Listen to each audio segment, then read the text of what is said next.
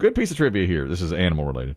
In Florida, in the Gulf Coast area near Fort Myers Beach, more than 100 stingrays are out there now on the beaches. And if you are out, you are very likely in knee-deep water to meet a stingray right now. Now, what's the difference? Can they be multiple sizes, or is a stingray a certain size and other rays, like a manta ray, is that a larger one? I think that. I don't know the answer. But I'm not positive on it. Because I think most time stingrays just leave you alone unless you step on them, right? What's a skate? Is something that I think skates don't hurt you at all. They don't hurt you at all. I think you can touch. That's what you pet at the at the animal center. Yes, that's right.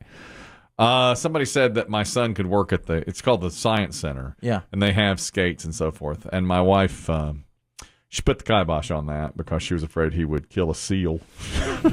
Yeah, or let the panther out. Yeah. Or the tigers. What do you mean seals don't like churros? Brings a lemur home. There's tigers over there. We can't let him be around the tigers now. We're just not going to do that. And if memory serves too, when you order scallops at disreputable restaurants, what you're actually getting is skate. You're right. You're right. They just pressed out into the shape of a scallop. That's right. It's never bothered me. I never. If it looks like a scallop to me, yeah, I take scallop. It's like that fake crab. Yeah, so I don't mind. It doesn't mind. Like when I get sushi from the grocery store, which I so often do, with the imitation crab. I love that. I want the imitation crab. People actually say to me, that's not real crab. I say, oh, good. What is it? I don't even know. I don't know what it is. I always heard it's just whitefish. I don't even think it's halibut. Crab flavored. And they spray like an orange on the top of it to make it look. Use food coloring.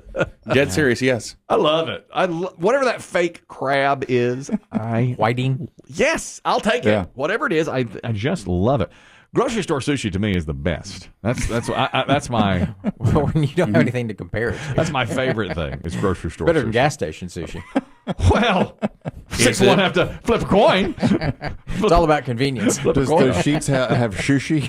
Yeah, I like a sushi. I do. The best Chinese I've ever had came out of a gas station. Yes, you're exactly right. It did. It doesn't bother me when those, No, I don't understand why people have I can't eat there. It's the gas station. So what? Yeah, go get it. Yeah. And your records speak for themselves, gentlemen. I do. Yeah. Your body of work is at work. We build each other up. Yeah. We build each other up. I can't get food where I pump gas. Why? It's 2 birds, 1 stone. Let's go. Yeah. I don't need any gas station. Whatever. I totally agree with you. You've never been more right. We on road trips, we like to stop at Cheats because they're everywhere and they have everything you can want. I see so many people getting food there now.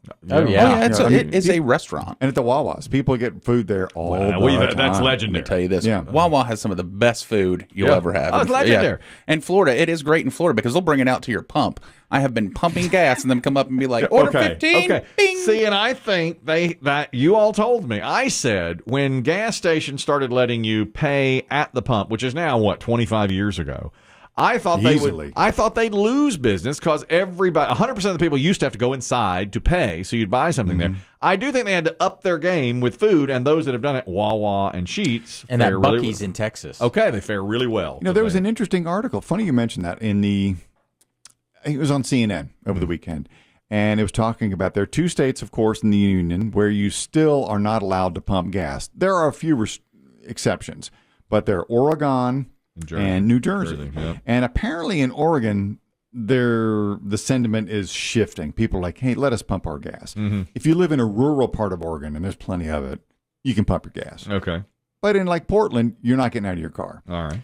But the sentiment is shifting. But in New Jersey, it's dyed in the wool. Most local New Jerseyans I'm not pumping gas. Right. There's stickers that read, Jersey girls don't pump gas. And apparently they said that everything shifted, because back in the olden days, and Kelly, you would have loved this, Dave, you too, they showed guys wearing service station caps, bow ties, uniforms, coming out to put gas in your car, clean the windshield, check the battery and all that. And they say that all shifted when car manufacturer warranties were rewritten. They said because back in the olden days, you could get your car fixed anywhere. But if you want to keep a warranty on your car, you had to take it back to a Ford dealership. I see. or a Dodge dealership.